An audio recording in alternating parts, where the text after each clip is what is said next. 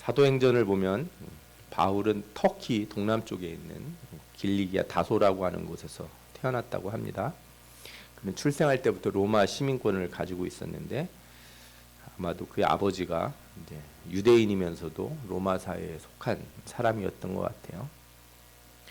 그래서 요즘 말로 하자면 뭐 바울은 이중 국적자 뭐 이런 정도의 사람이 될 것 같아요.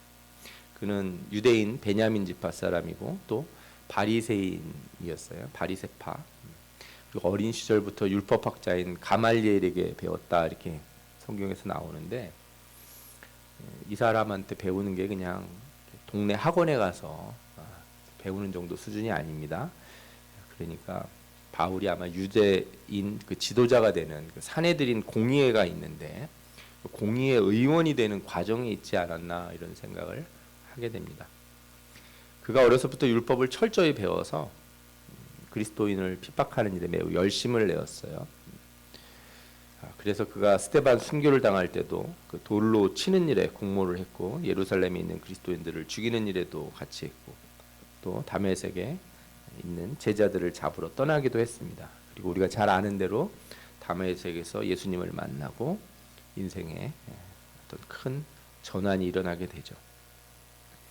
그래서 바울이 이렇게 쓴 성경들을 보면은 율법에 대한 이해가 상당히 높아요. 왜냐하면 어려서부터 그걸 잘 배웠기 때문에 그리고 이 복음과 율법의 차이가 무엇인지를 잘 설명해 줘요.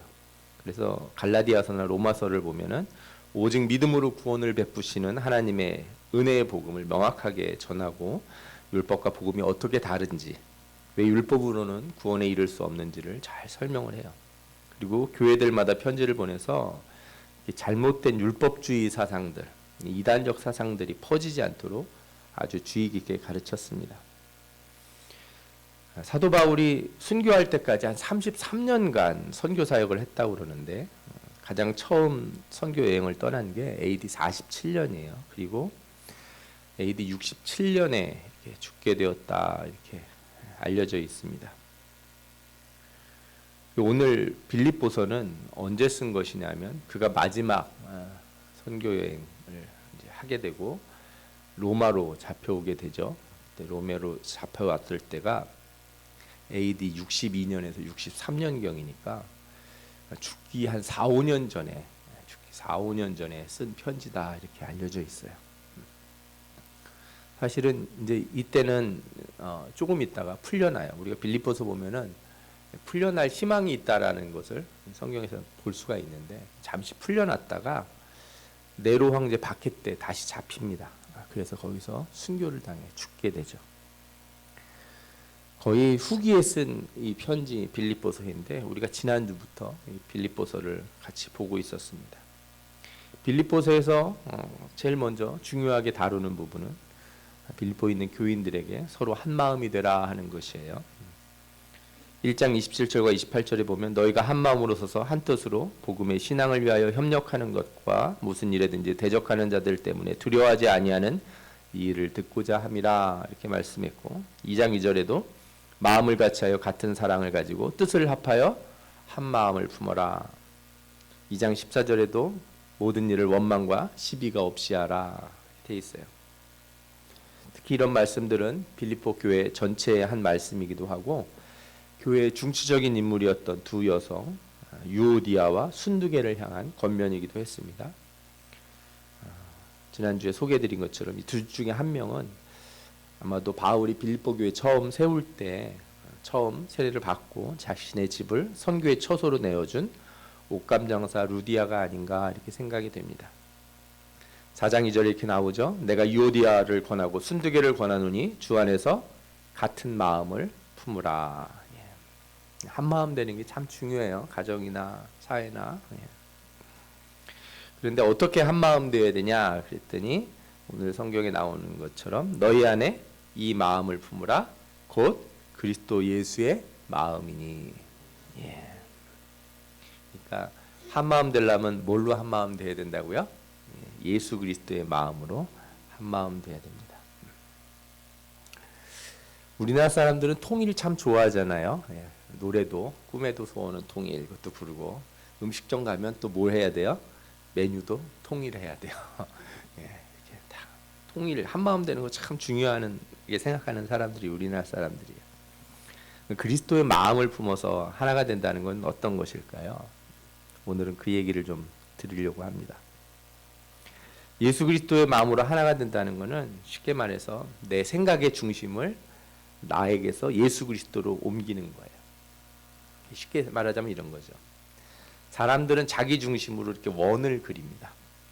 원을 그렸는데 원을 좁게 그리면 자기밖에 안 들어가겠죠. 이런 사람들을 뭐라고 불러요? 이기주의자다 그래요. 생각할 때 자기밖에 안 들어있는 거예요. 원을 조금 넓히면은 내 식구, 내 가족이 들어가겠죠. 자기 식구만 아는 사람들인 거고, 여기서 원을 조금 더 키우면 우리 동네, 우리 지역이 들어가겠죠. 아무리 사람들을 많이 품어도 여전히 지역 갈등 같은 게 생기게 됩니다. 원을 더 키울수록 우리는 많은 사람들을 포함하게 돼요. 민족도 넣을 수 있고 국가도 넣을 수 있어요. 그러나 그 사람들도 민족주의자가 되거나 국수주의자가 될 수가 있죠. 혹은 자신이 생각하는 신념이나 가치에 동의하는 사람들을 포함시켜서 큰 그림을 그릴 수도 있지만, 그럴수록 이 원은 정치적인 원이 될 거예요. 목사님, 그렇지 않고 제가 지구를 다 포함할 수 있도록 온 세상 사람들을 다 포함하는 원을 그리면 어떨까요? 좋은 것 같습니다. 그러나 휴머니스트가 되든 모든 세계를 하나로 묶는 글로벌주의자가 되든 반대파는 생기게 마련입니다. 예. 시민운동을 하든 환경운동을 하든 세상이 모두가 하나가 되자 이렇게 말해도 거기에는 문제가 항상 있게 마련이에요. 왜냐하면 중심이 어디에 꼽혀 있어요? 나에게 꼽혀 있어서 그래요. 시작점이 어디예요? 나예요. 세상이 하나가 돼도 중심은 누굴 중심으로? 내 생각을 중심으로 하나가 되는 거죠. 생각의 중심이 나라는 거는 달라지지 않기 때문에 어쨌든 내 가치관이 중심이고 내 세계관이 중심이 돼요. 그런데 누구도 내 자신이 진리라고 말할 수 있는 사람이 세상에 없습니다. 여러분들 생각하시다 보면 내가 어렸을 때보다 생각이 좀 바뀌잖아요. 점점 바뀐단 말이에요. 어느 때는 내 욕심과 욕망에 따라 이 중심이 흔들흔들거려요. 그런데 내가 중심이 돼서 세상을 품겠다? 그런 사람들은 내가 대통령 안 되면 세상 안 된다고 생각하고, 그렇죠? 우리나라가 세상을 이끄는 지도자 국가가 되지 않으면 안 된다, 이런 주장을 하게 돼 있어요. 반면 예수님의 마음을 품는 것은 어떤 거예요? 중심점을 예수님 쪽으로 옮기는 거예요. 예수님의 마음을 나의 쪽으로 옮기는 게 아니고요. 이 중심을 어디로 가져가는 거예요? 예수님 쪽으로 옮기는 거예요. 그러니까 예수님이 그린 원 안으로 들어가야 돼요, 우리가. 무슨 문제가 생기면 나한테 있는 중심을 보는 게 아니고 예수 그리스도에 있는 중심으로 다 모이는 거죠. 내 마음대로도 아니고 네 마음대로도 아니고 누구 마음대로? 예수님 마음대로. 이게 예수님이 중심이 되는 세계예요. 이렇게 되면은 예수님이 말씀하신 것, 그가 우리에게 보여주신 이 성경의 가치관, 성경적인 세계관이 우리 삶의 중심이 되어야 될 줄 믿습니다. 아멘. 그러면 이 그리스도가 중심이 되어 하나가 되는 그 예수 그리스도의 마음, 그것은 무엇인가? 오늘 성경에 그것을 좀 잘 표현하고 있는데 2장 5절부터 8절에 나옵니다. 우리 같이 읽어볼까요? 이 말씀은 아주 중요한 말씀이라 여러분들이 꼭 기억하시고 읽으시면 좋겠습니다. 너희 안에 이 마음을 품으라. 곧 그리스도 예수의 마음이니 그는 근본 하나님의 본체시나 하나님과 동등됨을 취할 것으로 여기지 아니하시고 오히려 자기를 비워 종의 형체를 가지사 사람들과 같이 되셨고 사람의 모양으로 나타나사 자기를 낮추시고 죽기까지 복종하셨으니 곧 십자가에 죽으심이라. 아멘. 여기서 우리는 그리스도의 마음을 품는 것, 그리스도가 중심이 되는 게 뭔지를 알 수가 있습니다. 가장 먼저 그리스도의 마음은 어떤 마음이냐면 자신의 위치를 내려놓는 것이에요. 이게 그리스도의 마음이에요. 그리스도 중심적인 삶이 뭐냐? 내가 가진 것을 이렇게 내려놓는 것, 비우는 것이에요. 예수님은 참 하나님이시지만 그 하나님의 자리를 내려놓고 인간의 몸으로 오셨어요. 창조주가 그가 가진 것을 모든 것을 내려놓고 사람의 몸을 취하셨다는 거예요. 이것은 예수 그리스도가 능력과 권세가 없는 인간이 되셨다 이렇게 하는 말이 아니에요. 무슨 뜻이냐면 예수님은 사람의 몸을 입으셨지만 여전히 하나님이세요. 그런데 자신이 가진 창조주로서의 모든 권세와 능력을 제한하셨다는 거예요. 이걸 좀 어려운 말로 뭐라고 부르냐면 케노시스라고 불러요. 자기 비움. 자기를 비우셨다 이거예요. 자기를 제한하셨다 이런 겁니다. 그래서 하나님이신 예수님은 성인으로 오지 않았어요. 어른의 몸으로 오지 않고 아이의 몸으로 태어나셨어요. 여자의 몸을 빌려서 이렇게 마리아를 통해서 태어나신 거예요. 태어났으니까 탯줄은 누가 끊었겠어요? 사람이 다 끊어줬겠죠. 젖도 먹었고 배변을 하면은 그 누가 다 닦아주고 치워야 됩니까? 마리아가 다 해줘야 되는 거예요. 예수님이 건들지 말라고 내가 알아서 할 테니까 아기 때 막 그렇게 하시지 않았다는 거예요. 자신을 사람에게 이렇게 의탁하신 거예요. 입혀주는 옷 입고 먹여주는 것 먹었어요. 어른이 되어서도 가난하다고 불편하니까 금 좀 만들어 가지고 우리 집 좀 옮깁시다. 배고픈데 떡으로 바꿔서 먹어야지 이렇게 안 하셨어요. 걷는 거 힘들다고 천사들을 불러서 나 좀 저쪽으로 좀 옮겨가라. 나 좀 태워다 줘. 이렇게 하지 않으셨다는 거예요. 그는 공생애를 시작하기 전에도 하나님이셨고 능력이 있었지만 아버지 요셉이 죽을 때도 병을 고치지 않고 요셉이 죽도록. 그러니까 그 일은 하나님이 허락하지 않으면 안 하는 거예요. 예수 그리스도가 능력이 있다고 모든 걸 마음대로 하시는 게 아니라 오직 하나님이 허락하시는 일만 하는 거예요. 기적을 베푸실 때도 자의로 하신 게 아니라 하나님의 뜻에 따라서. 창조주로서 세상 만물에 명령하시고 폭풍을 다스리시고 바다를 다스리실 수 있지만 하나님의 뜻이지 아니면은 그렇게 안 하셨어요. 비가 오면 비를 맞기도 하시고 날이 추우면 추운 가운데 옷을 여미시고 추위를 맞으셨다는 거예요. 그런 모든 것을 성부 하나님께 맡기고 오직 하나님의 뜻에 순종하셨고 우리를 위해 죽기까지 복종하셨습니다. 이것이 자기를 내려놓는 그리스도의 겸손이고 그리스도의 마음인 줄 믿습니다. 여러분, 그래서 하나가 되는 이 그리스도의 마음을 갖는 것, 자기를 낮추는 겸손이라는 것, 자신을 비우는 겸손. 이건 뭐냐면요, 내가 없어서 못해서 겸손한 게 아니에요. 그리스도의 마음을 품는 겸손은 내가 할 수 있어도 하나님이 원하지 않으면 안 하는 거예요. 내가 힘이 없어서 저 사람 세워주고 저 사람이 시키는 거 하고 그러는 게 아니고 내가 가난해서 없어서 내가 그렇게 머리를 숙이는 게 아니라는 거죠. 내가 무엇이 있든지 모든 것 하나님께 맡기고 그의 뜻이 무엇인지를 항상 살피고 그가 원하는 것에 나를 드리는 것, 이것이 그리스도의 마음이며 겸손인 줄 믿습니다. 이런 겸손으로 우리 모두가 그리스도의 마음을 품고 산다면 그리스도 중심적인 삶이 우리의 가정과 교회와 사회 속에서 이루어질 줄 믿습니다.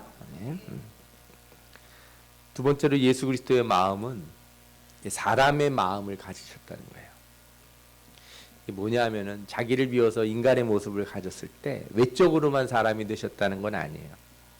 만약에 그렇다면 그걸 뭐라고 부르겠어요? 우리가 코스프레라고 부르는 거죠. 코스프레. 들어보셨어요? 코스프레라는 말? 흉내 낸다는 거예요. 그런 척 한다는 거죠. 예전에 어떤 정치인이 매일 라면만 먹는다 뭐 이런 얘기를 했어요. 근데 알고 보니까 돈이 60억이나 있었다는 거예요. 그 60억씩 있는데 왜 라면만 먹냐 했더니 다 비트코인이었다는 거예요.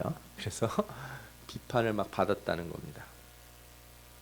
어떤 가수가 곰팡이 핀 반지 하실 연습실에서 상가 화장실 같은 데서 샷물로 샤워하고 머리 감고 아직도 투지폰 쓴다 막 이런 걸 보여줬는데 알고 보니까 그가 그 찬물로 샤워할 때 쓴 샴푸가 프랑스제 고가 샴푸에다가 아버지가 법무부 차관한테 뇌물 주고 불법으로 사업 따서 돈도 벌고 했던 사람이라는 그런 뉴스가 나온 거예요.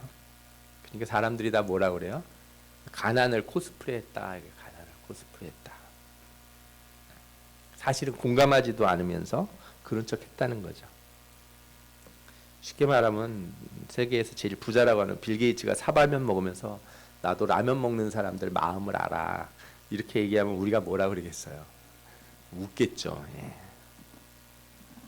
예수님이 그렇게 인간이 되신 게 아니에요. 자신을 비워 종의 형체를 가지셨다는 거는 그냥 몸만 사람의 몸을 가지신 게 아니고 인간의 마음 그 자체를 가지신 거예요. 그래서 우리의 고통, 배고픔, 슬픔, 아픔을 예수님이 똑같이 겪으셨어요.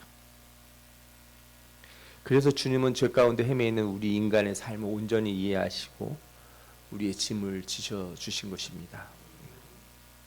그래서 우리가 예수님을 나의 형제라고, 그죠? 주님이 나의 형제 되심을 고백할 수 있는 거고, 그분만이 온전한 중보자이시고 우리를 아시는 분이다 이렇게 믿을 수 있는 겁니다. 그래서 여러분, 그리스도의 마음을 품어서 한 마음이 되려면 코스프레를 하면 안 되고요, 상대방의 자리에 설 수 있는 용기가 필요해요. 참 어려운 얘기예요. 완전한 인간이 되신 예수님처럼 우리는 완전한 타인이 될 수 없어요. 제가 아무리 뭐 집사람 생각한다고 가끔씩 설거지를 해도 설거지는 가끔씩 하는 거지 제가 맨날 하는 게 아니잖아요. 그죠? 가끔 요리를 하나 해주면 엄청 칭찬을 받아요. 그죠? 아유, 이렇게 맛있는 것도 아빠가 했다고. 그런데 평상시 밥은 누가 해요? 집사람이 하는 거죠. 그런 정도밖에 저는 할 수가 없어요. 우리 인간이 그래요. 그러나 완전한 타인은 될 수 없지만 적어도 말로만 그렇게 하지 않고 그 자리에 서보려고 좀 애를 쓰셔야 돼요. 예수님이 구원의 길을 묻는 부자 청년에게 얘기하신 게 있어요. 너 가진 거 다 팔아서 사람들에게 나눠주고 나를 따르라, 그렇게 얘기를 해요. 그 청년이 뭐라고 그랬느냐 하면은 저는 계명을 잘 지켰습니다, 이렇게 얘기를 했거든요. 어떻게 보면 이렇게도 볼 수 있어요. 너 계명 지킨 거 아는데 그 정도의 코스프레로는 안 돼. 너 진짜 한번 다 나눠주고 정말 제자가 한번 돼볼래? 이렇게 물어보는 거예요. 네가 정말 도와야 되는 사람들, 그 사람 사이로 들어가 봐야지 너 제자가 될 수 있을 것 같아. 그러나 여러분, 이 말씀을 너무 문자적으로 이해하지는 마시기 바래요. 꼭 노숙자가 되어야 노숙자 이해하고 정말 가난해야 그래야 가난을 이해하는 건 아닙니다. 누가 그러더라고요. 꼭 대머리가 되어야지만 모바일 치료제 개발하는 건 아니라고. 우리가 누군가를 이해하기 위해서 똑같아질 필요는 없습니다. 만약에 그래야만 한다면 장애가 없는 사람은 어떻게 장애자를 이해하겠습니까? 우리는 그럴 수 없다는 것도 인정해야 돼요. 중요한 거는 뭐냐면요, 피상적으로 아는 척하는 데서 좀 벗어났으면 좋겠다는 거예요. 말하자면 나의 작은 경험으로 상대방을 너무 쉽게 분석하고 판단하고 재단하지 말라는 거예요. 사실 저도 어렸을 때 좀 힘들게 살았던 적이 있어요. 학교 다닐 때 참 힘들었고, 제가 어렸을 때 좀 가난해서 저희 어머니는 짜장면을 싫어하셨어요.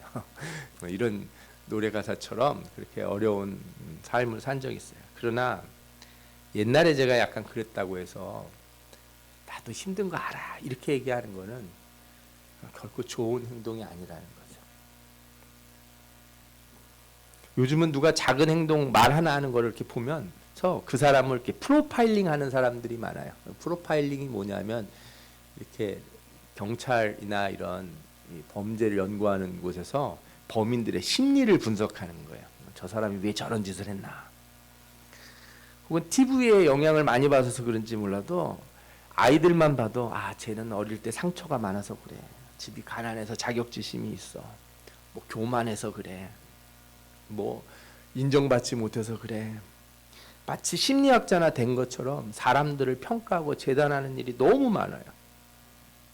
여러분 그렇게 해서 사람을 평가하고 분석해서 그들과 하나가 될 수 있습니까? 아내와 남편이 하나 되는데 남편 하는 거 보고서 저 사람은 어렸을 때 맞고 자라가지고 저런 것 같아. 아내를 보고서 저 사람은 어렸을 때 또 그냥 공주처럼 자라가지고 할 줄 아는 게 없어.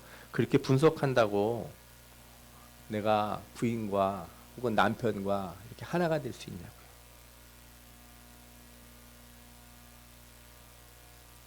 분석이라고 하는 거는요, 상대방이 바뀌어야 될 걸 말하는 거지 내가 어떻게 해야 될지는 말 안 해줘요. 심리적 분석이 상대방을 이해하는데 약간은 도움될지 모르지만 그래서 아무런 변화를 일으키기는 어려워요. 그게. 이 점에서 주님의 모습을 한번 생각해 보십시오. 성경 어디에서 주님이 사람들 만날 때 그들의 삶을 분석하고 평가하고 그랬습니까? 주님은 남편이 5명이나 되는 사마리아 여인 만나서 너 잘못된 인생 어디서부터 시작했는지, 네가 왜 그런 식으로 사람을 만나고, 너 조금만 잘해주면 그 사람 이런 사람 만나고 저런 사람 만나고 그래서 너 인생이 이렇게 망가진 거 아니냐, 이런 얘기 하셨어요? 한마디도 안 했습니다. 밤중에 니고데모 찾아왔는데 너 나이 먹어가지고 중년의 위기가 왔구나, 요즘 갱년기구나, 뭐 이런 얘기 하셨냐고요? 그런 얘기 안 하셨어요. 38년 된 병자가 누워있는데 가서 너 병이 왜 생겼는지, 너 생활 습관이 왜 그런지, 인생을 어떻게 살아서 그런 건지 그런 얘기 안 하시고 병을 고쳐주신 뒤에 뭐라고 그랬어요? 단지 심한 것이 생기지 않도록 다시는 죄를 범하지 말라, 한마디 딱 해주셨어요. 간음 현장에서 잡혀온 여인을 용서하시면서 너 어릴 적에 학대를 받고 너 인생이 참 괴로워서 그렇구나, 그런 분석하셨냐고요? 그런 거 하나 중요하지 않습니다. 왜냐하면요, 상대방의 자리에 서기 위해서는 머리를 써야 되는 게 아니고 마음을 써야 되는 거예요. 내 아내를 이해하기 위해서, 내 남편을 이해하기 위해서 써야 되는 건 머리가 아니고 뭐예요? 마음이에요, 마음. 내 자녀들을 이해하기 위해서 머리를 쓰지 마시고 마음을 쓰시라고요. 예수님은 우리 삶을 보시고 인생이 왜 저렇게 사는지, 인간들은 왜 저런지 분석을 하신 게 아니고 마음 아파하셨어요. 배고파하는 자들 왜 이렇게 늦게까지 있어, 빨리 가지, 아니면 이렇게 늦게 있으려면 미리 도시락이라도 준비해 오지, 이렇게 하신 게 아니고 배고파하는 저들을 불쌍히 여기시고 기적을 베풀어 주신 거예요. 죽은 나사로를 살린 것 여러 가지 계산해서 하신 게 아니라 주님 앞에 엎드려 우는 마리아의 마음, 사람들이 우는 걸 보고 심령의 비통이 여기셔서 너무 마음이 아파서 그렇게 나사로를 살려주셨어요. 이게 그가 사람이 되셨다는 의미예요. 우리를 아신다는 의미예요.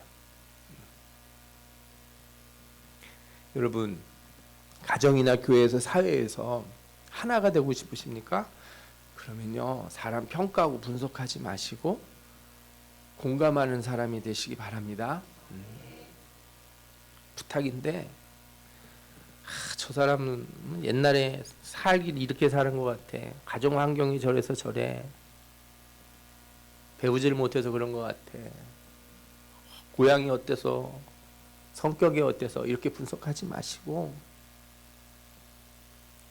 기도할 때도 저 사람 어쩌다 저렇게 되는지 알게 해주십시오, 이렇게 기도하지 마시고요, 저 사람 마음 내가 공감할 수 있게 해주십시오.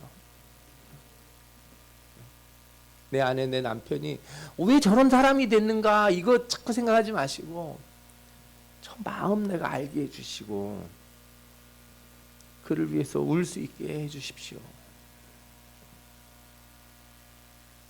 이게 그리스도의 마음을 품는 것이고, 그리스도가 그 마음을 가지고 우리에게 오셨기 때문에 우리를 위하여 십자가에 달려 죽어주신 것입니다.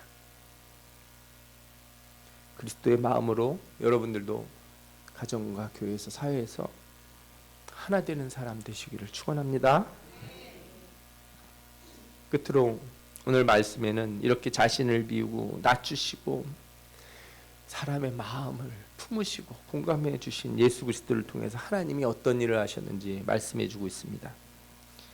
이러므로 하나님이 그를 지극히 높여 모든 이름 위에 뛰어난 이름을 주사 하늘에 있는 자들과 땅에 있는 자들과 땅 아래에 있는 자들로 모든 무릎을 예수의 이름에 꿇게 하시고 모든 입으로 예수 그리스도를 주라 시인하여 하나님 아버지께 영광을 돌리게 하셨느니라.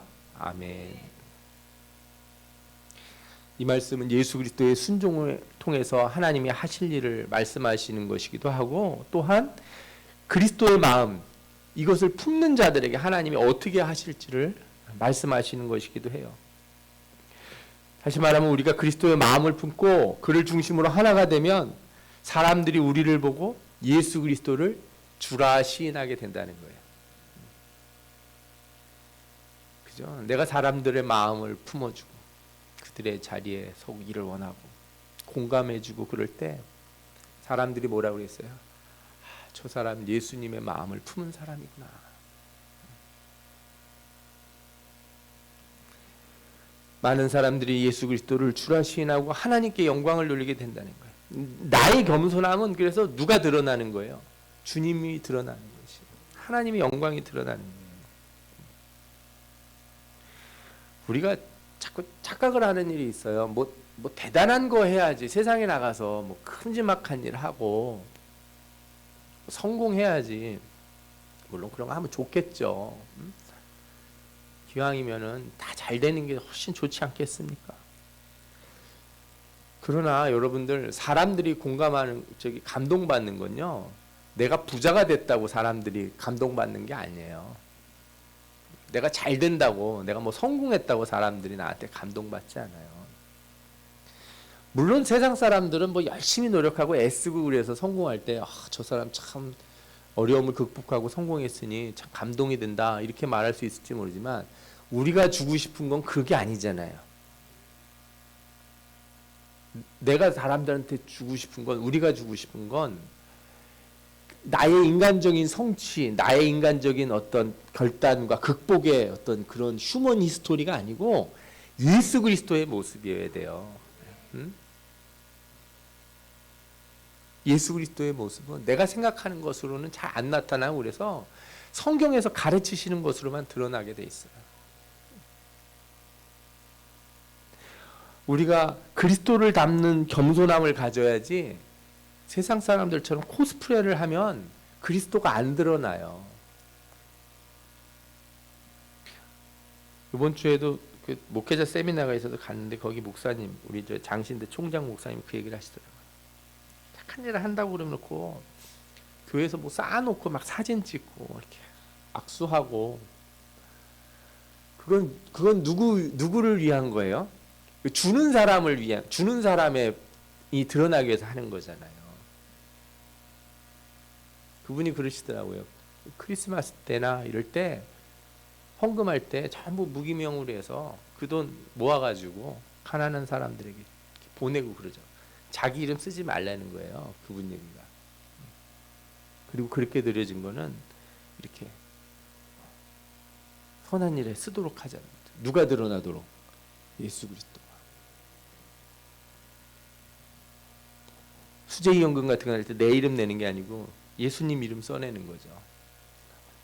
내가 드러날 일이 아니니까 말하자. 참 어떤 면에서 제가 그 말씀 듣고 부끄러웠어요. 뭐 조금 착한 일 해놓고, 뭐 하나 작은 거 해놓고 엄청 부풀리는 게 우리 자신이잖아요.